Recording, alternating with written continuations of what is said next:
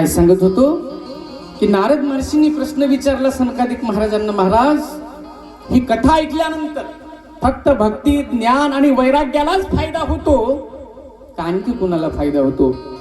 त्यावेळेस सनकादिक महाराजांनी उत्तर दिलं, महर्षी ही कथा ऐकल्यानंतर फक्त भक्ती ज्ञान वैराग्यालाच फायदा होत नाही. या मृत्यू लोकामध्ये जन्माला आलेला मनुष्य प्राणी असेल, त्यानं नीच कर्म केलं, पाप कर्म केलं, तो मेला मेला पिशाच्य योनीला गेला आणि त्याच्या नावानं कथेचं आयोजन केलं आणि त्या योनीमध्ये जर त्यानं कथा ऐकली तर त्याचाही उद्धार होतो, म्हणजे त्याचाही उद्धार होतो.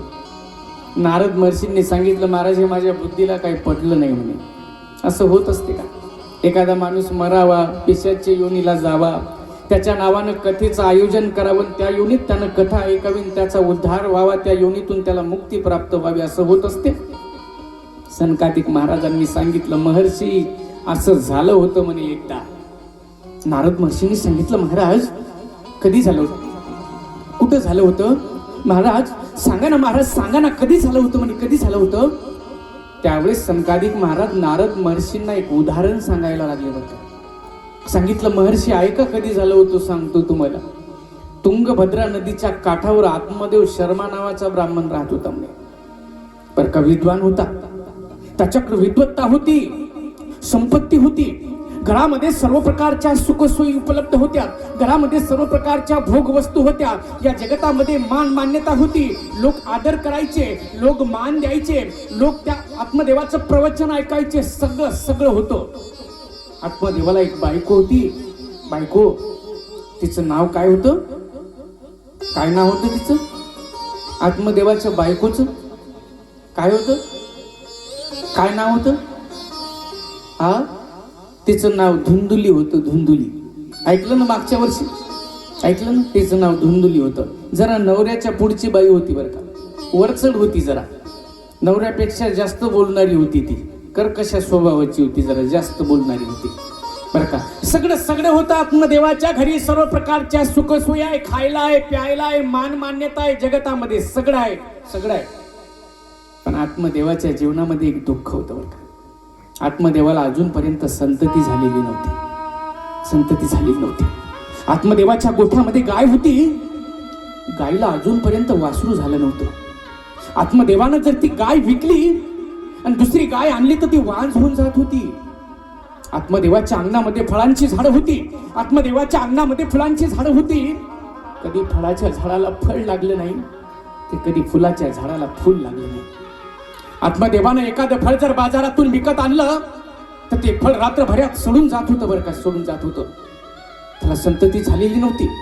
दुःख करायचा, घराच्या कोपऱ्यात बसायचा, भिंतीकडे डोकं करून रडायचा, तर देवाला सांगायचा, देवा काय चुकलं रे माझं, कोणता अपराध घडला रे माझ्याकडनं, का का माझ्या वाट्याला हे दुःख आलं रे देवा, का मला संतती दिली नाही, काय करू रे देवा या संपत्तीचं, काय करू रे या विद्वत्तेचं. रडायचं रडायचं, रोज रडायचं बरं का. मी नेहमी सांगत असतो, असा एखादा प्रसंग माणसाच्या जीवनामध्ये येत असतो बरं का. दुःख करत बसायचं नाही, दुःख करत बसायचं नाही, रडायचं नाही बरं का. आपल्याकडे जे दुःख येत असते ना, ते दुःख आपल्या प्रारब्धाने येत असते, आपल्या कर्माने येत असते, आपल्या कर्माने येते. असं असं असं दुसऱ्याकडे बोटही नाही करायचं, बोटही नाही करायचं बरं का. आपल्याला सवय झालेली आहे.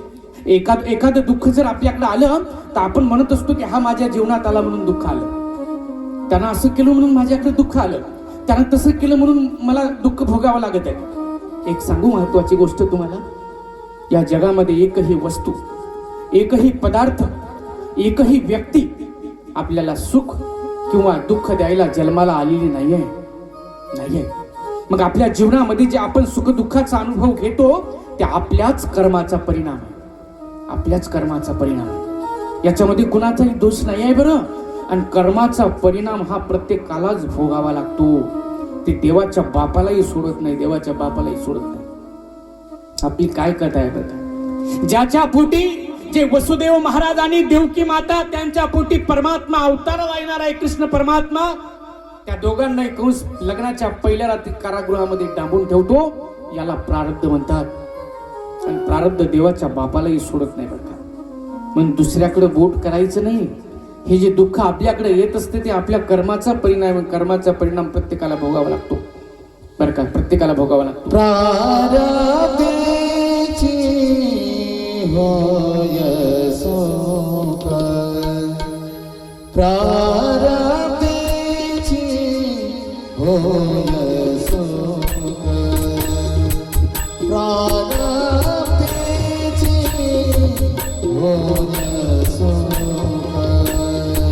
प्रारब्धेची होय सुख, प्रारब्धेची होय सुख, प्रारब्धेची पावे दुःख,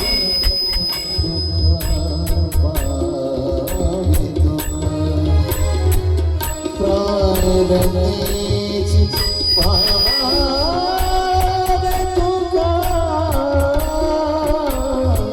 कासो सरसीमा, कासो सरसीमा, कासो सरसीमा. प्रारब्धेची होय सुख, प्रारब्धेची पावे दुःख.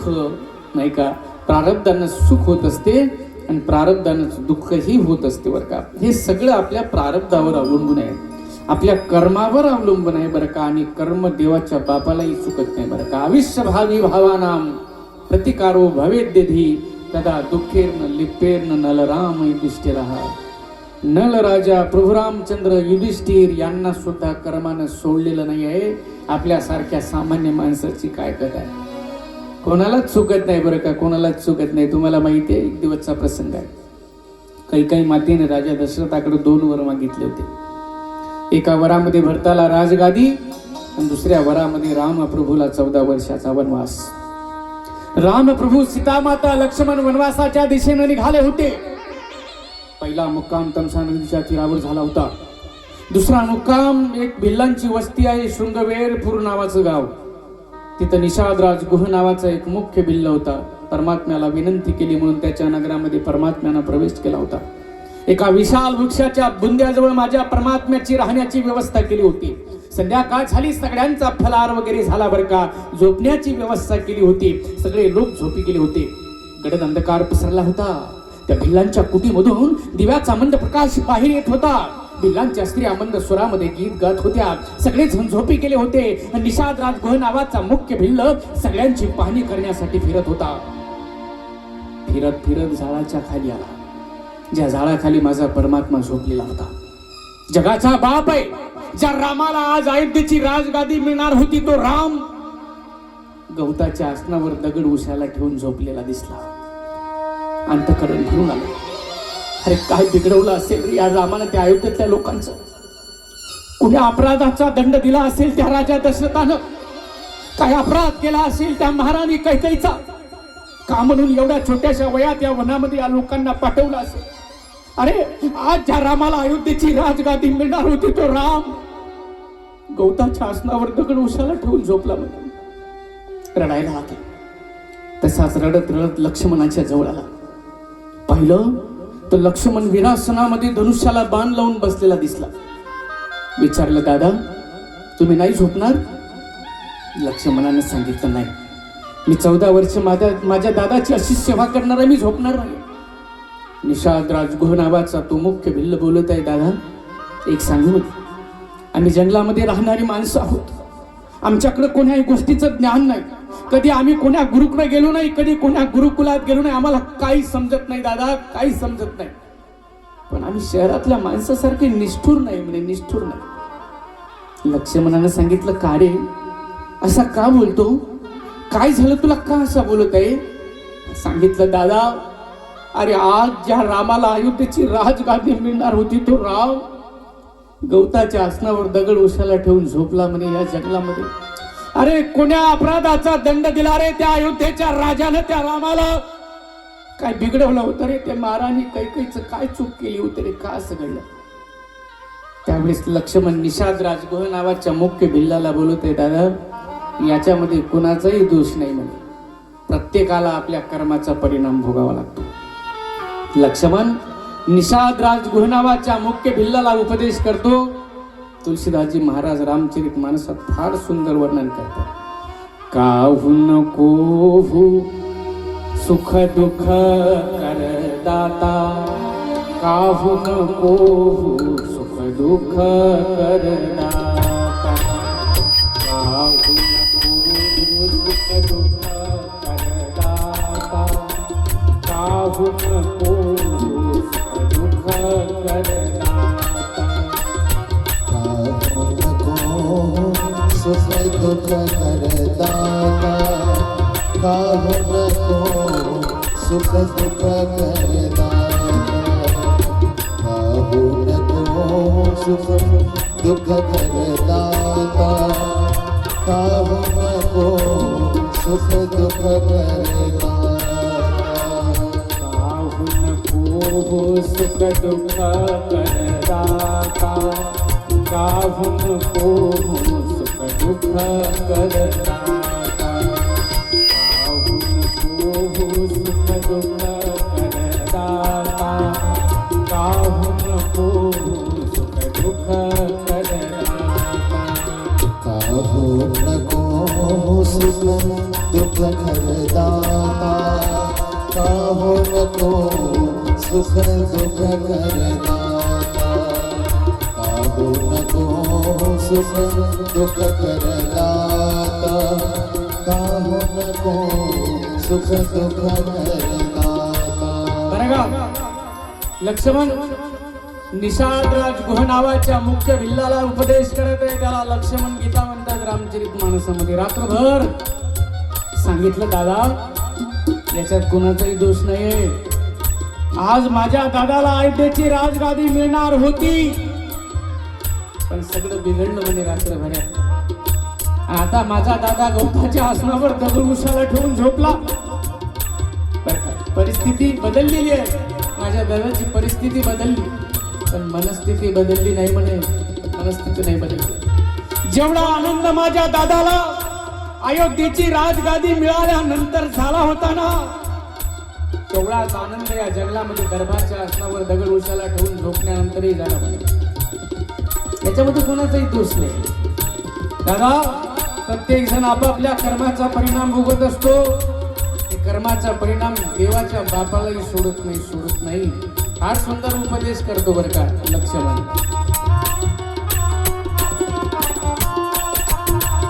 काहून को सुख दुख करदाता, काहून को सुख दुख करदाता, काहून को सुख दुख करदाता. निज कृत कर्म भोग सब भ्राता, निज कृत कर्म भोग सब भ्राता, निज कृत कर्म भोग सब भ्राता, निज कृत कर्म भोग सब भ्राता. काहून को सुख दुःख करदाता, काहून को सुख दुःख करदाता. हो काहून को सुख दुख करदाता, काहून को सुख दुख करदाता, काहून को सुख दुख करदाता, काहून को सुख दुख करदाता. लक्ष्मण निषाद राजगुह नावाच्या मुख्य भिल्लाला उपदेश करत आहे. काहून को सुख दुःख करदाता, निज कृत कर्म भोग सब भ्राता. नाही का सांगितलं दादा, याच्यामध्ये कुणाचाही दोष नाही आहे. प्रत्येकाला कर्माचा परिणाम भोगावा लागतो. माझा दादा जरी असेल तरी त्यालाही भोगावा लागतो. कोणालाही कर्म चुकत नाही. योग वियोग भोग भलमंदा, हित अनहित मध्यम भ्रमफंदा. योग घडतो प्रारब्धानं, वियोग घडतो प्रारब्धानं. हित होतं प्रारब्धानं, अनहित होतं प्रारब्धानं, सुख येतं प्रारब्धानं, दुःख येतं प्रारब्धानं. हे जे सगळं आपल्या जीवनामध्ये घडत आहे ते आपल्या प्रारब्धानं घडत आहे, ते आपल्या कर्माचा परिणाम आहे, आपल्या कर्माचा. म्हणून याच्यामध्ये कुणालाही दोष द्यायचं कारण नाहीये. म्हणून बंद करून टाका आता दुसऱ्याला दोष देणं. याच्यानंतर आपल्याकडे सुख येऊ दे नाहीतर दुःख येऊ दे, त्याच्यात कुणालाही दोषी ठरवायचं नाही आहे. आपल्याला सवय झालेली आहे बरं का, सवय झाली बरं का. प्रत्येकाकडेच दुःख आहे, प्रत्येकाकडे. या जगात सुखी झालेला एकही माणूस नाही आहे, नाही का, कोणीच नाही आहे ना. त्यातलाच आतमध्ये बरं का संतती होत नाही, दुःखी आहे, चिंता करायचा, रडायचा बरं का. आणि एक त्याचा गैरसमज झाला होता, मी नेहमी सांगत असतो, त्याचा असा गैरसमज झाला होता की संतती जर नाही झाली तर माणसाचा उद्धार होत नाही म्हणे. असा गैरसमज झाला होता. असं होत असते का? म्हणजे संतती नाही झाली तर माणसाचा उद्धार होत नाही असं होतं? होत असतं का? मी नेहमी सांगत असतो, विद्वान होता, जगतामध्ये मान मान्यता होती बरं का, विद्वत्ता होती, पण अशी विचारही होते त्याच्या डोक्यात. मी नेहमी सांगत असतो, शिकलेला माणूस असेल तर तो शहाणाच असतो असा काही नियम नाही आहे बरं का. आणि आता तर जेवढे जास्त शिकलेले आहेत तेवढे गेलेल्या केस आहेत बरं का, तेवढे गेलेल्या केस आहेत. शाळेचा मास्तर असते बरं का, शाळेचा मास्तर, आणि तो शाळेत मुलांना शिकवण्यासाठी रस्त्यानं जातो. रस्त्यानं जाताना जर एखादं मांजर आडवं गेलं तर रस्ता बदलतो. सांगा, मास्तर म्हणण्याच्या लायकीच आहे का? मास्तर म्हणाव का त्याला? तो त्या मुलांना ज्ञान देण्यासाठी शाळेच्या दिशेनं निघाला, मांजर आडवी गेली तर रस्ता बदलत असेल, अपशकुन झाला म्हणून मास्तर म्हणायचं का त्याला? असे गेलेल्या केस आहेत बरे. शिकलेला आहे म्हणजे हुशारच असतो असं काही नियम नाही आहे बरं का. असं काही ते तेवढे हुकलेलेही असतात बरं का, हुकलेलेही असतात. त्यातलाच होता आतमध्ये. विद्वत्ता होती, सगळं होतं, सगळं होतं, पण गैरसमज झाला होता की संतती जर नाही झाली तर मग उद्धार होत नाही म्हणे. पण तसं काही नसतं बरं. माणसाचा उद्धार हा संतती होणं आणि न होणं याच्यावर अवलंबून नाही आहे. माणसाचा उद्धार हा त्याच्या कर्मावर अवलंबून आहे. कर्म जर चांगलं असेल, संतती नाही झाली तरी चालेल, उद्धार झाल्याशिवाय राहणार नाही. आणि कर्म जर नीच असेल, एक नाही 10 लेकरं होऊ द्या, मग नाही होणार उद्धार, नाही होणार उद्धार, नाही होणार उद्धार बरं का. म्हणून असे जर गैरसमज आपल्या डोक्यात कोण भरून ठेवलेले असतील तिथे काढून टाका, तेच काढण्यासाठी आलो मी इथं बरं का. अशा फालतूच्या गोष्टी जर अशा भरून ठेवल्या असतील तुमच्या डोक्यात तर फेकून द्या, काढून बरं का, फेकून द्या. काही नसतं तसं बरं का. माणसाची गती ही त्याच्या कर्मावर अवलंबून आहे. संतती होऊ द्या नाहीतर नाही होऊ द्या बरं का. झाली तरी देवाचे आभार माना आणि नाही झाली तरी देवाचे आभार माना. सांगा त्या देवाला, झालं तरी सांगा की मी आनंदात आहे देवा, धन्यवाद आहे तुझे. आणि नाही झालं तरी त्या देवाला सांगा, धन्यवाद द्या देवा, बरं झालं नाही झालं मला, आता तुझं भजन भक्ती करायला मी मोकळा आहे, सत्संग करायला मी मोकळा आहे, परोपकार करायला मी मोकळा आहे बरं का. झालं तरी ठीक, नाही झालं तरी ठीक. पण आतमध्ये विद्वान होता, डोक्यात असे विचार भरलेले होते. विचार करायला लागला, मला जर संतती झाली नाही तर माझा उद्धार होणार नाही म्हणे. आणि उद्धार जर होणार नसेल तर मग आता जगायचं कशासाठी? जगायचं कशासाठी? आत्महत्याच केली पाहिजे, आत्महत्याच केली पाहिजे म्हणजे बरं का. गेला एका नदीच्या काठावर, विशाल शिळेवर बसला, अथांग त्या पाण्याकडे पाहत विचार करत होता. आता पाण्यामध्ये उडी मारणार आणि जीवच देणार येतात असा विचार करत होता. आणि तेवढ्यामध्येच बरं का एक भगवे वस्त्र धारण केलेला साधू येताना दिसला. आत्मदेवाला वाटलं कुणीतरी महात्मा आहे, एकदा या साधूचं दर्शन घ्यावं आणि नंतर मग मरायला मोकळं, म्हणून साधूच्या चरणावर डोकं टेकवलं बरं का. दुःखाची आठवण झाली आणि आत्मदेव ढसा ढसा रडायला लागला बरं का. संन्याशानं खांद्याला धरून उठून उभं केलं आणि विचारलं, कोण रे? सांगितलं, मी आत्मदेव. का रडतो? सांगितलं, महाराज खूप मोठं दुःख आहे म्हणे माझ्या. सांगितलं, अरे पण नेमकं झालं काय? सांगायला लागला, महाराज माझ्या गोठ्यामध्ये गाय आहे म्हणे, गाईला अजूनपर्यंत वासरू झालं नाही. महाराज माझ्या अंगणामध्ये फळांची झाड आहे महाराज, फळाच्या झाडाला फळ लागलं नाही. महाराज माझ्या अंगणामध्ये फुलांची झाड आहे, फुलांच्या झाडाला फुल लागलं नाही महाराज. मी जर ती गाय विकली दुसरी आणली तर ती वांज होऊन जाते महाराज. मी जर एखादं फळ बाजारातून विकत आणलं तर ते रात्रभरात सोडून जातं महाराज. हे तर काहीच नाही महाराज, मला अजूनपर्यंत संतती झाली नाही म्हणे, मला मुलगा नाही आहे, म्हणून मी मरायला आलो.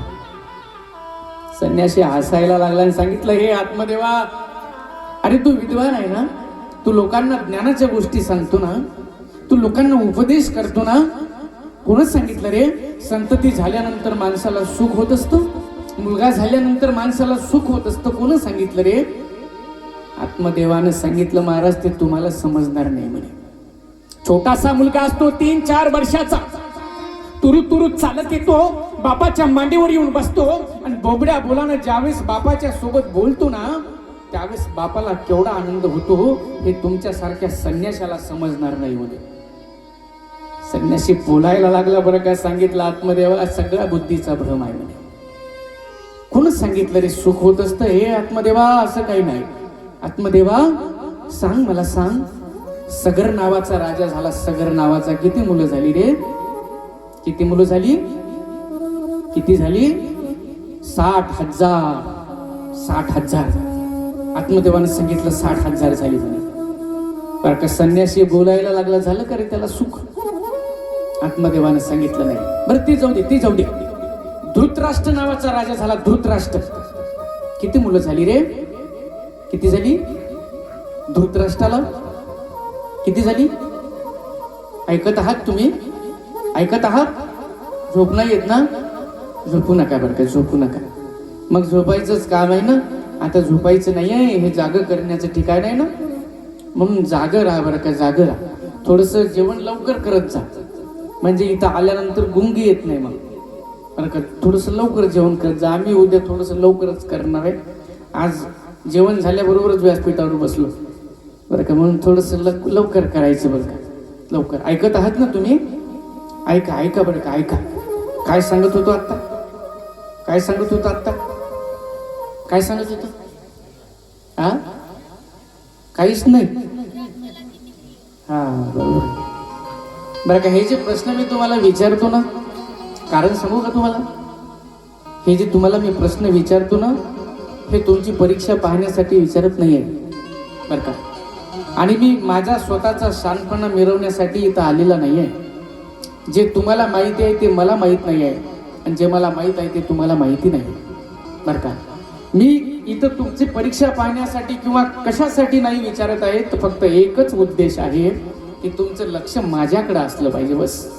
दुसरं काही कारण नाही बरं का. म्हणून सहज विचारतो मी, मधामधात सहज विचारतो, नाही तर काही कारण नाही. तसं वाटून घ्यायचं काही कारण नाही बरं, कारण प्रत्येकालाच प्रत्येक गोष्ट माहिती असते असा काही नियम नाही, असा काही नियम नाही. आमच्यापेक्षा तुम्हाला जास्त माहिती असू शकतं, आणि जे तुम्हाला नाही ते आम्हालाही माहिती असू शकतं. प्रत्येकालाच प्रत्येक गोष्ट माहिती असेल असा नियम नाही आहे बरं का. धृतराष्ट्र सांगत होतो ना, संन्यासी बोलायला लागला, सांगितलं, ए आत्मदेवा किती मुलं झाली रे?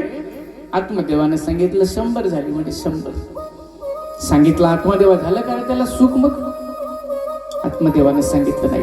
अरे आयुष्याच्या 4थ्या चरणामध्ये त्या पांडवांच्या भरोशावर बसून कुत्र्यासारखं जीवन जगायची वेळ आली होती धृतराष्ट्रावर, आली होती ना. आयुष्याच्या 4थ्या चरणात 100 मुलं होती. कोण सांगितलं मुलामुळे सुख होते म्हणून? जाऊ द्या, ते पुराणातल्या गोष्टी आहेत. आता एका माणसाला 5-5, 6-6 लेकरं आहेत, मुलं आहेत, आणि ते म्हातारे आई वडील गाईच्या गोठ्यात राहतात. लाता मारून ते मुलं आई वडिलांना घराच्या बाहेर काढायला लागले. कोण सांगितलं मुलामुळे सुख होते म्हणून? कोण सांगितलं? सगळ्या बुद्धीचा भ्रम आहे बरं का. संन्यासी उपदेश करायला लागला. आत्मदेवाने सांगितलं, महाराज मी तुमचा उपदेश ऐकायला आलो नाही, मी तुमचं प्रवचन ऐकायला आलो नाही महाराज. हे प्रवचन तर मलाही करता येतं ना, मला प्रवचन नाही पाहिजे, मला मुलगा पाहिजे म्हणे, मुलगा. आणि जर आता मुलगा नाही दिला तर इथंच मरतो म्हणे तुमच्या पुढे, आता आत्महत्याच करतो. संन्यासी विचार करायला लागला, अरे याला थोडासा उपदेश करायला गेला होता, माझ्या पुढंच मरायला निघाला म्हणे. हा जर मेला तर याच्या मृत्यूचा दोष माझ्याकडे येण्याची शक्यता आहे.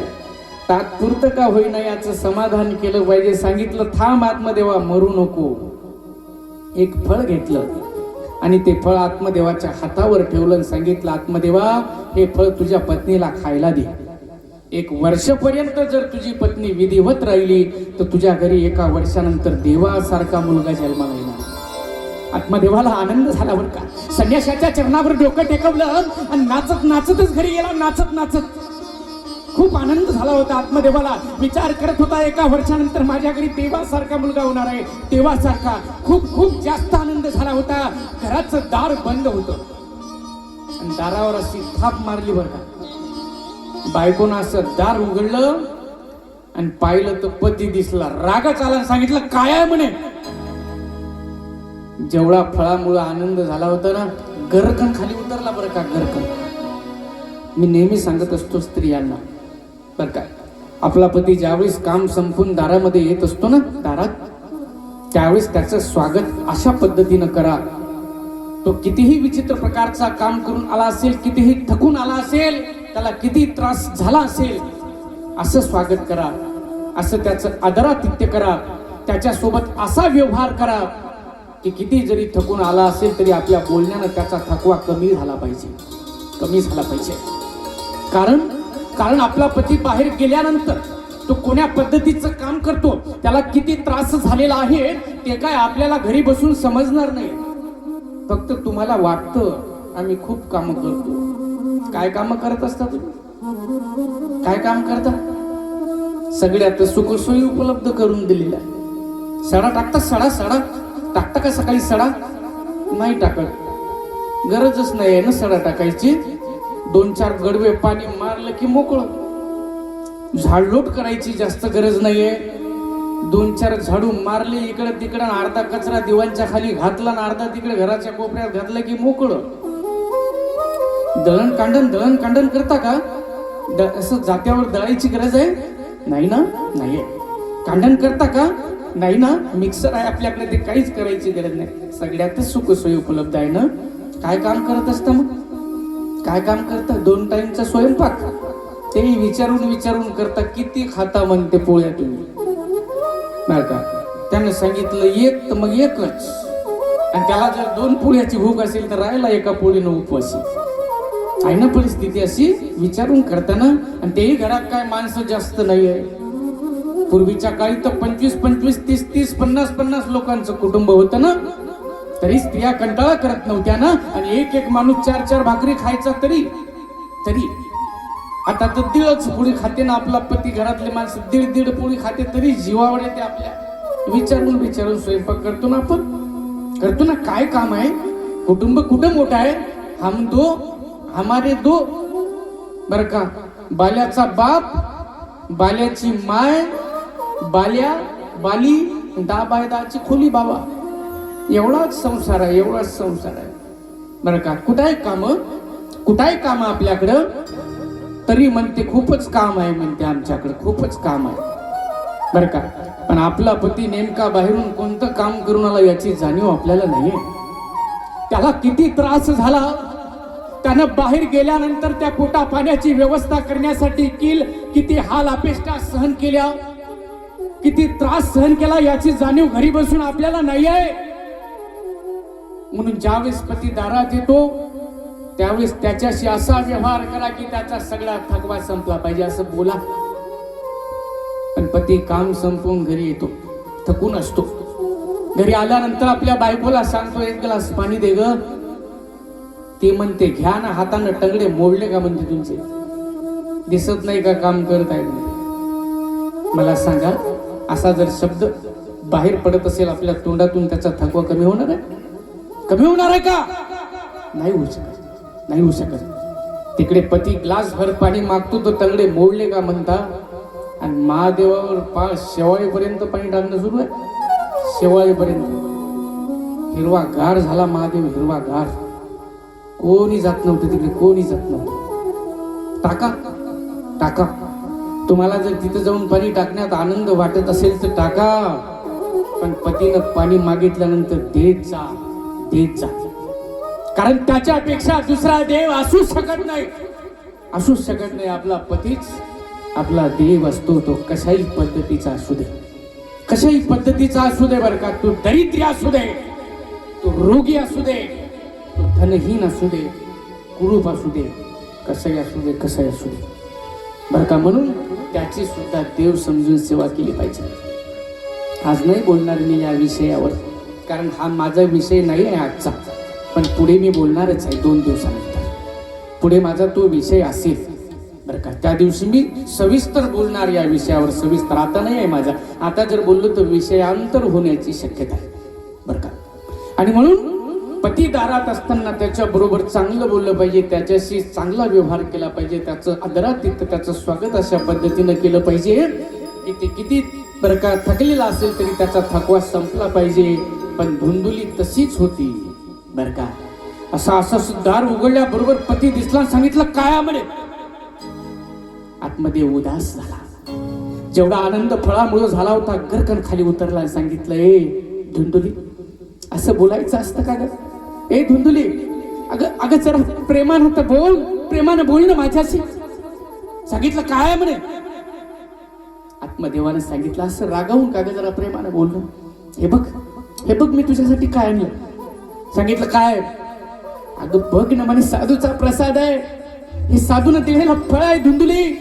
हे जर तू खाल्लं आणि विधिवत जर 1 वर्षापर्यंत राहिली तर आपल्या घरी देवासारखा मुलगा जन्माला येणार आहे. मी देवासारखा. धुंदुलीने सांगितलं ठीक आहे, खाऊन टाकते म्हणे. घेतलं फळ, खाल्लंच नाही बरं. आत्मदेवाला सांगितलं खाऊन टाकते म्हणे मी. फळ घेतलं तसंच ठेवलं बरं का. शेजारची मैत्रीण आली, तिला सांगितलं हे साधूनं दिलं म्हणे फळ, साधूनं.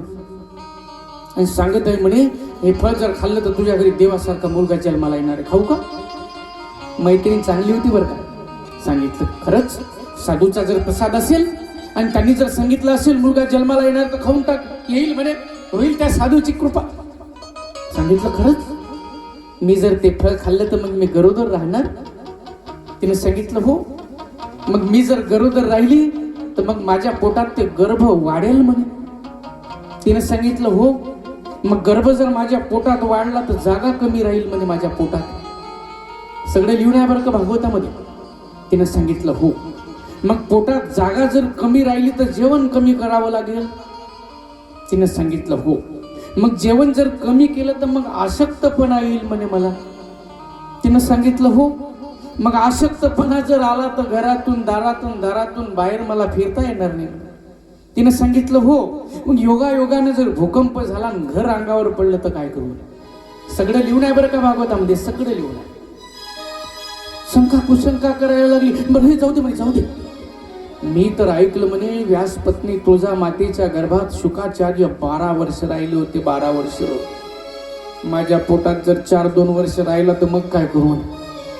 मैत्रिणीनं सांगितलं तर खायचं असेल तर खाय म्हणे. बापा चालली म्हणे मी.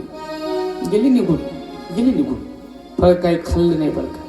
चिंता करायला लागली. पतीला सांगितलं होतं फळ खाल्लं म्हणून शरीर कृश व्हायला लागलं, मांस हाडाला चिपकायला लागलं, चेहऱ्यावर मलुमता आली बरं का. आणि एक दिवस धुंदुलीची बहीण आली आणि धुंदुलीची ही अवस्था पाहिजे. सांगितलं ताई, ए ताई, तुझी अवस्था अशी काय झाली ग. घरामध्ये खायला आहे, प्यायला आहे, सर्व प्रकारच्या भोग वस्तू आहे, सर्व प्रकारच्या सुखसोयी उपलब्ध आहे, मग तुझं मांसाचा हाडाला का चिकटलं ताई. कशाचं दुःख आहे ग, कोणता त्रास आहे तुला. ए ताई, तुझ्या चेहऱ्यावर ही मलुमता का आली सांग. मी तुझी बहीण आहे ना, सांग कशाचं दुःख होत आहे, सांग ना ताई, सांग. असं हाताला धरून खाली बसवलं. काय सांगू म्हणे तुला. माझ्या पतीनं फळ आणलं म्हणे, फळ, आणि सांगत आहे म्हणे फळ खाल्ल्यानंतर मुलगा होणार आहे, खाऊ का. आता तिचीच बहीण होती, तिच्याच सारखी. सांगितलं ताई, फळांना कुठं मुलं होत असतात का म्हणे. कोण्या साधूनं दिलं, कोण्या महाराजानं दिलं, काय माहिती आहे. हे महाराज लोक काय चांगले असतात का म्हणे. कोणता महाराज ते फळ देणारा बरं का. काही खाऊ नको म्हणे, काही खाऊ नको. सांगितलं मी पतीला सांगितलं म्हणे खाल्लं म्हणून काळजी करू नको म्हणे. तुझी बहीण आहे ना, तुझी बहीण, मग काळजी करायचं काही कारण नाही ताई. एक काम करू म्हणे, मी आता गरोदर आहे, माझ्याकडे संपत्ती भरपूर आहे, ताबारा आहे म्हणे बरं का, पण संपत्ती नाही आहे. तुझ्याकडे संपत्ती भरपूर आहे पण संतती नाही आहे. आता मी गरोदर आहे, मला मुलगा झाला, ते मुलगा मी तुला आणून दे. तुझ्या संपत्तीतली थोडी संपत्ती माझ्या पतीला दे, त्याचं तोंड कायमच बंद होऊन जाईल बरं का. तिनं सांगितलं हे बरं आहे म्हणे, एका क्षणात माझं दुःख संपवलं. बरं ठीक आहे, या फळाचं काय करायचं? तिनं सांगितलं, गोठ्यामध्ये गाय आहे, लावून दे म्हणे, चारून टाक गाईला, परीक्षा पाहता येईल. फळ गाईला चारलं बरं का. धुंदुलीच्या बहिणीला मुलगा झाला आणि त्याच रात्री धुंदुलीच्या बहिणीनं मुलगा आणून दिला बरं का. सकाळ झाली, आत्मदेवाला ठाऊक झालं की मुलगा झाला. सगळ्या गावामध्ये सांगत सुटला की मुलगा झाला, मुलगा झाला, मुलगा झाला बरं का. खूप जास्त आनंद झाला होता.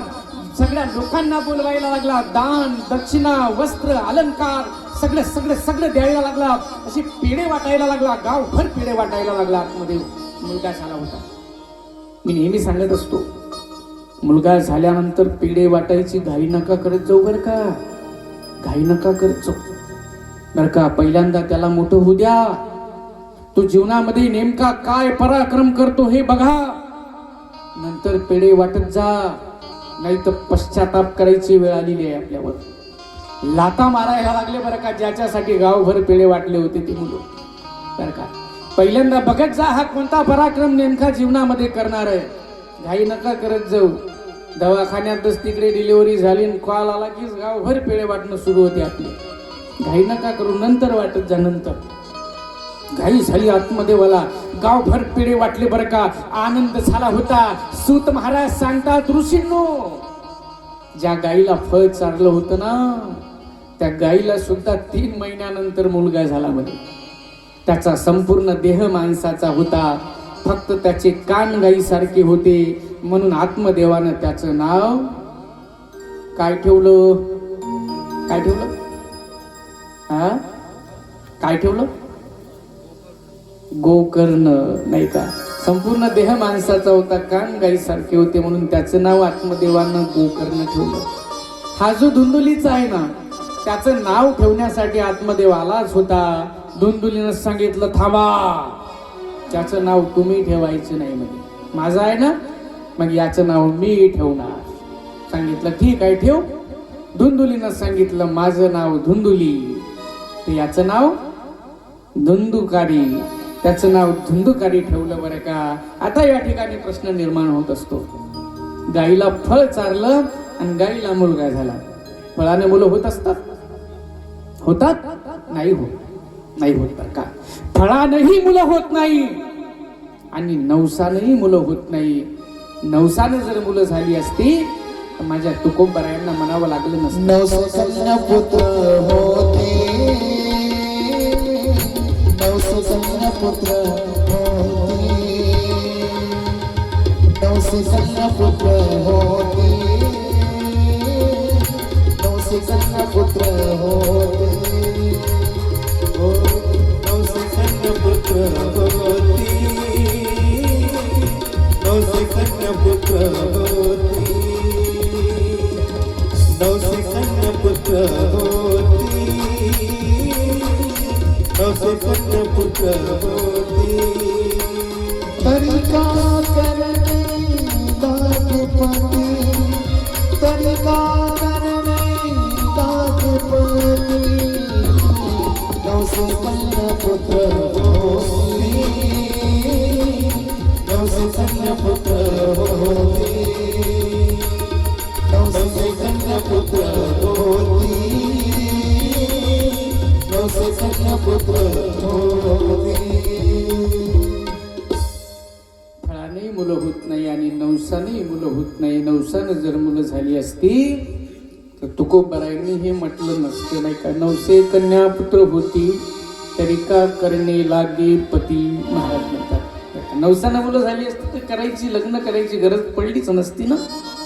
फळानेही मुलं होत नाही, नवसानेही मुलं होत नाही. मग फळ गाईला चारलं, मुलगा झाला म्हणतात भागवतात लिहू नये. तर संत सांगतात ती फळाची ताकद नाही आहे बरं का. ती फळाची ताकद नाही आहे. मग ताकद कशाची आहे? तर ज्या संन्यासानं ते फळ दिलं होतं त्याच्या संकल्पाची ताकद आहे बरं का. साधूच्या संकल्पात ताकद असते. ती त्याच्या तपश्चर्येचा परिणाम, ती त्याच्या जीवनामध्ये घडलेली जी साधना आहे त्या साधनेचा परिणाम आहे की तो साधू जसा म्हणेल, जशी इच्छा करेल, जसा संकल्प करेल तसं घडत असतं. घडत असतं कारण ते त्याच्या तपश्चर्येची ताकद असते. एक बरं का महात्मा बसलेला असायचा. कोणी रोगी त्याच्याकडे गेला की तो ते ज्या आसनावर बसलेला आहे ना गवताच्या, ती गवताची काडी काढायचा आणि पाण्यात बुडवायचा. बरं का, पाण्यात बुडवायचा. पाणी प्यायला दिल्याबरोबर त्याची बिमारी दुरुस्त. बरं का, एक व्यक्ती गेला, सांगितलं महाराज माझं पोट दुखत आहे हो. लगेच महात्म्यानं गवताची काडी काढली आसनाची, पाण्यात बुडवली आणि दिलं बरं का पाणी प्यायला, पोट थांबलं. तर माणसानं प्रश्न विचारला, काय ताकद आहे म्हणे गवताच्या काडीची? महाराज गवताची काडी पाण्यात बुडवली आणि पिल्याबरोबर पोट थांबलं, काय ताकद आहे गवताच्या काडीची? महात्म्यानं सांगितलं, गवताच्या काडीची ताकद नाही आहे, ती ताकद माझ्या संकल्पाची आहे. मी संकल्प केला होता तुझं पोट थांबलं पाहिजे म्हणून तुझं पोट थांबलं बरं का. साधूच्या तपश्चर्येची ताकद असते. म्हणून तर मी म्हणत असतो की आपल्या जीवनामध्ये एक तरी साधू असा असला पाहिजे जे आपल्याविषयी चांगला संकल्प करेल, पण त्याच्या जीवनात साधना असली पाहिजे, त्याच्या जीवनात काहीतरी तपश्चर्या असली पाहिजे, तर फायदा होणार आहे, नाही तर काय फायदा होणार नाही बरं का, काही फायदा होणार नाही. म्हणून एक तरी अधिकारी साधू आपल्या जीवनात असला पाहिजे ना. मग ती फळाची ताकद नाही आहे तर त्या संन्यासाच्या साधनेची बरं का, त्याच्या संकल्पाची ताकद आहे की गायला मुलगा झाला होता. एकाचं नाव गोकर्ण, एकाचं नाव धुंदुकारी. दोघे थोडे थोडे मोठे व्हायला लागले बरं का. लहानपणापासून त्यांच्या चालण्यावरून, त्यांच्या बोलण्यावरून पाहणाऱ्या लोकांच्या लक्षात यायला लागलं की मोठे झाल्यानंतर हे दोघं काय पराक्रम करणार आहे. मुलाच्या लहानपणच्या वागण्यातून पाहणाऱ्या लोकांना समजत असतं ना. आपण म्हणतो ना मुलाचे पाय पाळण्यात दिसतात, अशी एक म्हण आहे ना. म्हणजे त्याच्या चालण्या बोलण्यातून समजतं की मोठं झाल्यानंतर हा मुलगा नेमका काय करणार आहे. आणि लहानपणीच लोकांना समजायला लागलं बरं का. गायीपासून जन्माला आलेला गोकर्ण तर पंडित होता. गोकर्णो पंडितो ज्ञानी धुंदुकारी महाकला. गोकर्ण पंडित होता, ज्ञानी होता बरं का. आणि हा धुंदुकारी फारच विचित्र. लहानपणापासून चोऱ्या करायचा, छोट्या छोट्या. लहानपणापासून आई वडिलांना शिव्या द्यायचा. लहानपणापासून बरं का मुलांना त्रास द्यायचा, म्हाताऱ्या लोकांना त्रास द्यायचा लहानपणापासूनच. थोडे थोडे मोठे झाले बरं का, थोडे थोडे तरुण झाले. आणि मग तर धुंदुकारीच्या चोऱ्या वाढल्या, खोड्या वाढल्या बरं का. असं वर्णन केलेलं आहे भागवतामध्ये. रस्त्यानं जर जात असेल आणि रस्त्यानं जाताना जर छोटी मुलं दिसली तर त्यांना उचलायचं विहिरीमध्ये टाकायचं म्हणतात, असं भागवतामध्ये लिहून बरं का. धुंदुकारी हातामध्ये शस्त्र घेऊन फिरायचा बरं का, हातामध्ये कुत्रे घेऊन फिरायचा बरं का. म्हाताऱ्या लोकांनी जोडा काढून ठेवला तर त्यांच्या जोड्यामध्ये विंचू नेऊन टाकायचा, विंचू बरं का. फारच विचित्र प्रकारे वागायला लागला. आणि त्याचं हे सगळं असं बोलणं, चालणं, वागणं लोकांनी बघितलं आणि लोकांनी निंदा करायला सुरुवात केली बरं का. कुणाची निंदा करायला सुरुवात केली? धुंदुकारीची नाही, धुंदुकारीच्या बापाची. कारण ज्यावेळेस मुलं बिघडत असतात त्यावेळेस लोक त्या मुलांना दोष देत नाही, त्या मुलाच्या आई वडिलांना दोष देत असतात, मुलाच्या आई वडिलांना. म्हणून तर मी नेहमी सांगत असतो की मुलं जर जन्माला घालायची असेल तर ती चांगली असली पाहिजे. जननी जने सो भक्त जने, या दाता या शूर, नाही तो जननी बांझ भली. कबीर महाराज सांगतात, क्यों गमाया नूर.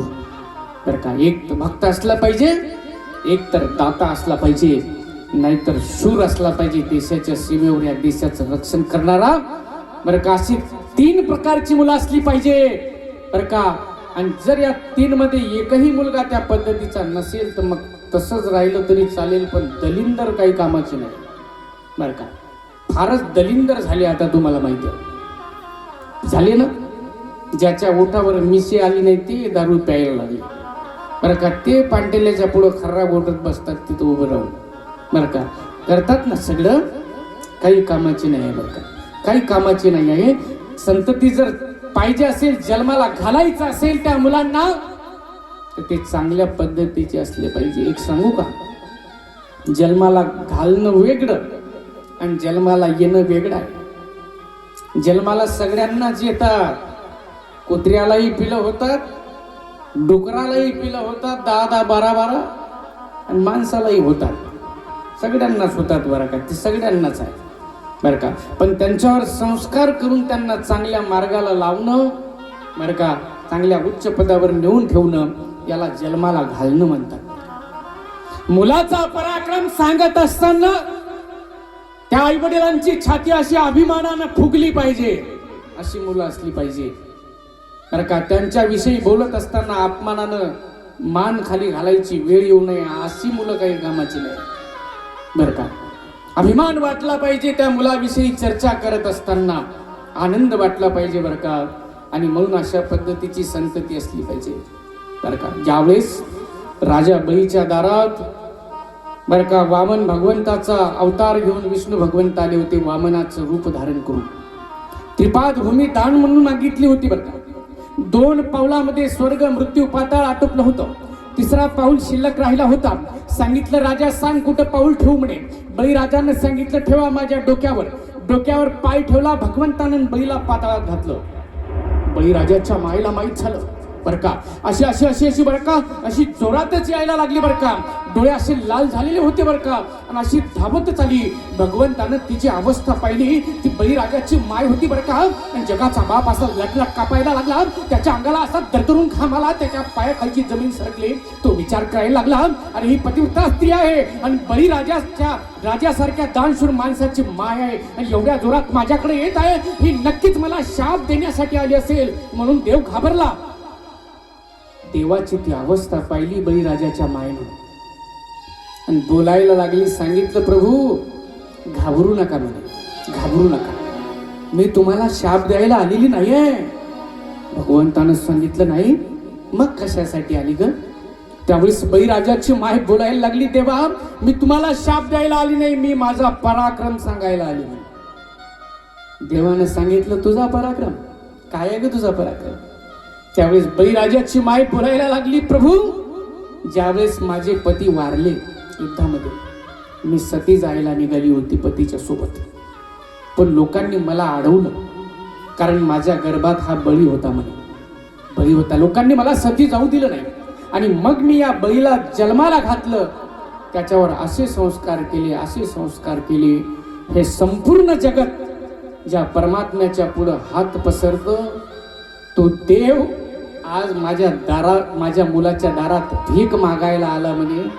हा माझा पराक्रम आहे. भला हुआ सती नहीं गई राजा विरोचन के साथ, ऐसा पुत्र पैदा किया के प्रभू पसारे हात. असा अभिमान वाटला पाहिजे मुलाचा पराक्रम सांगत असताना एवढा. अशी मुलं असली पाहिजे बरं का, अशी मुलं असली पाहिजे. आज फार बिकट परिस्थिती निर्माण झाली आहे, म्हणून मुलांवर संस्कार करा. रस्त्याने जात असताना लोक आपल्याला आपली संपत्ती विचारत नाही. रस्त्याने जाताना तुम्हाला विचारत नाही तुमच्याकडे गाड्या किती आहे, घोड्या किती आहे, बंगले किती आहे, तुमचं बँक बॅलन्स किती आहे, हे नाही विचारत. रस्त्याने जाताना लोक तुम्हाला विचारतात तुम्हाला मुलं किती आहे आणि ती मुलं नेमकी काय करतात. मुलं काय करतात हे सांगत असताना आपल्याला अभिमान वाटला पाहिजे. अशी मुलं असली पाहिजे.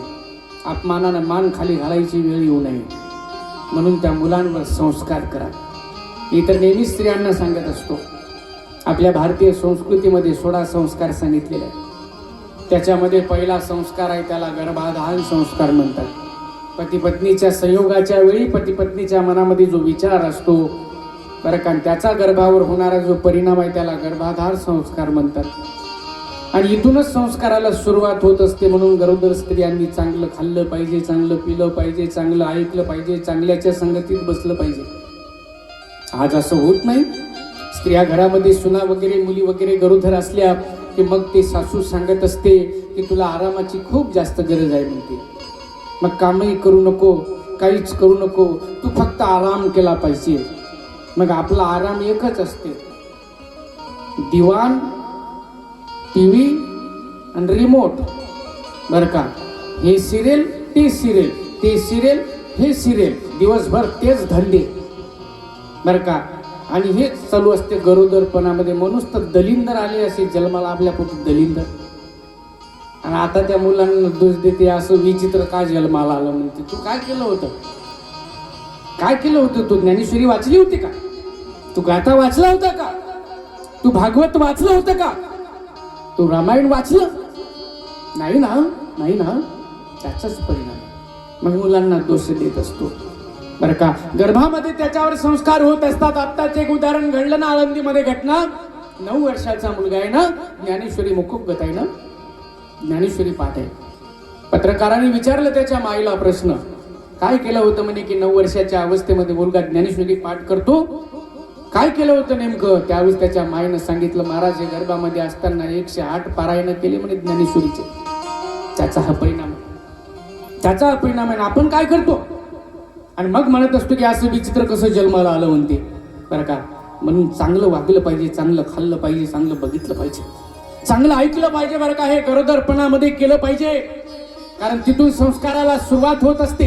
ज्यावेळेस स्त्रीला 7वा महिना लागत असतो त्यावेळेस गर्भातल्या शिशूला ज्ञान व्हायला सुरुवात होत असते, बरं, ज्ञान व्हायला सुरुवात होत असते.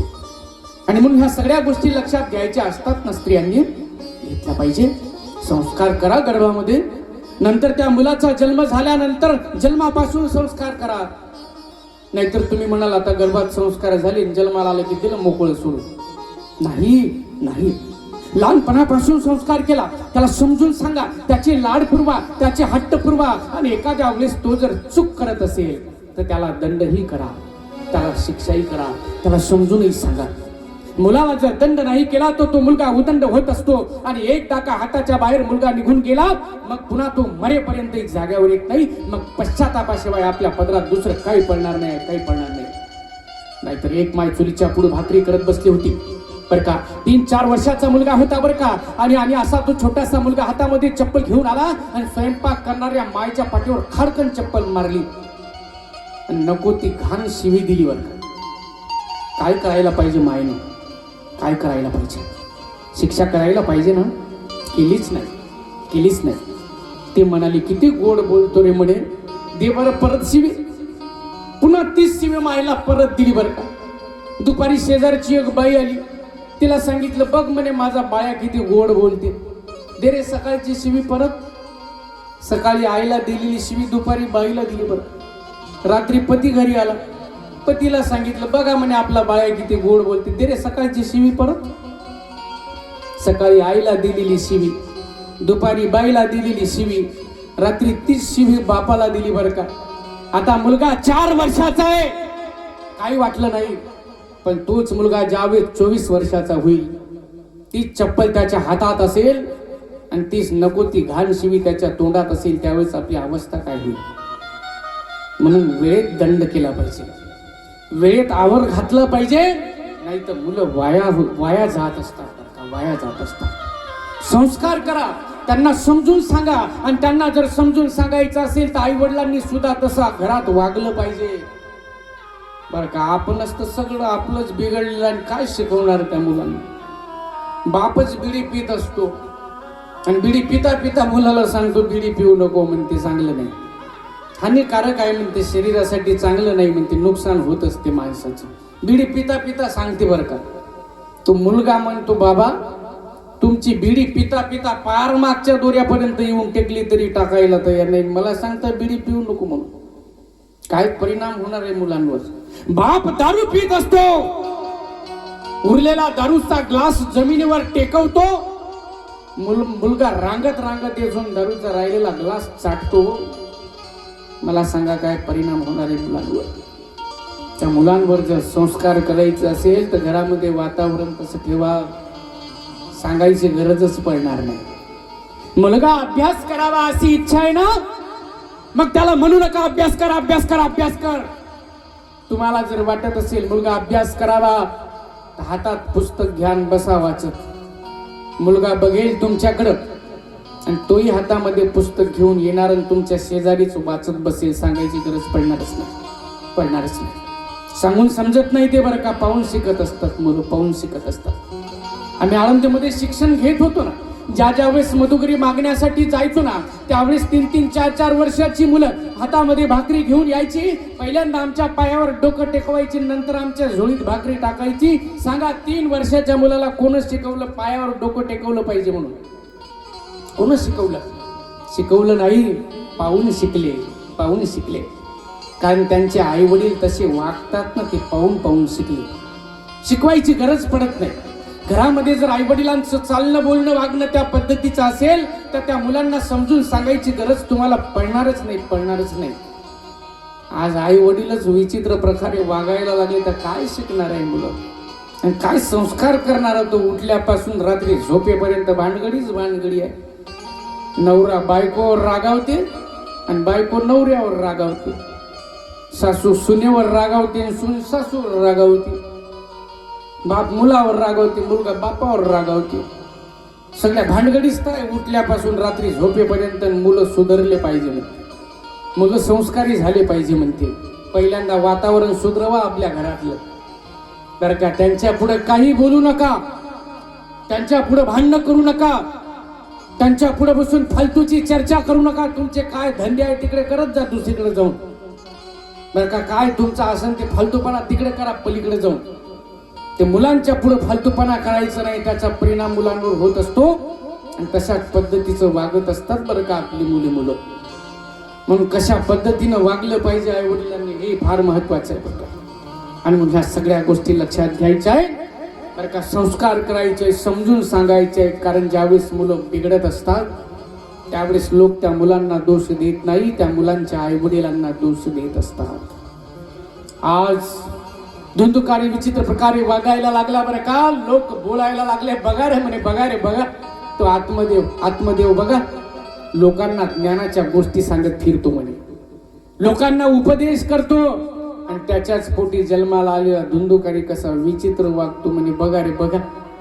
आणि ही गोष्ट आत्मदेवाच्या कानावर आली बरं का. खूप जास्त दुःख झालं, विचार करायला लागला. अरे मुलगा होतच तर नव्हता आणि झाला तर हे असा. अरे काय मान मान्यता होती जगामध्ये. लोक माझ्या पायावर डोकं टेकवायचे, माझा आदर करायचे, मला मानायचे. आणि आज तेच लोक माझ्या नावानं निंदा करत आहे, माझ्या तोंडात शेण घालत आहे. नाही, हे व्हायला नको आहे. खूप जास्त दुःख व्हायला लागलं बरं का. असाच घराच्या कोपऱ्यात रडत बसला होता. आणि मग गाईपासून जन्माला आलेला गोकर्ण नावाचा मुलगा आला आणि पित्याप्रमाणे पूज्य असलेल्या आत्मदेवाच्या चरणावर डोकं टेकवलं आणि सांगितलं, बाबा सांगा तुमच्या दुःखाचं कारण सांगा म्हणे. का रडत आहात तुम्ही? सांगा का रडत आहात? त्यावेळेस आत्मदेवानं सांगितलं, गोकर्णा बघ ना रे, तू धुंदुकारी कसा विचित्र प्रकारे वागतो म्हणे. लोक माझी निंदा करायला लागले, मला आता ते सहन होत नाही. आता मी आत्महत्या करणार आहे म्हणे. आत्महत्या. पहिल्यांदाही आत्मदेव आत्महत्या करायला निघाला होता. का निघाला होता? ऐकत आहात तुम्ही? का निघाला होता? मुलगा नाही म्हणून. आणि आताही आत्महत्या करायला निघाला का? मुलगा आहे म्हणून. बरं का, कोण म्हणतं मुलामुळं सुख होतं म्हणून? बरं का, रडत बसला होता.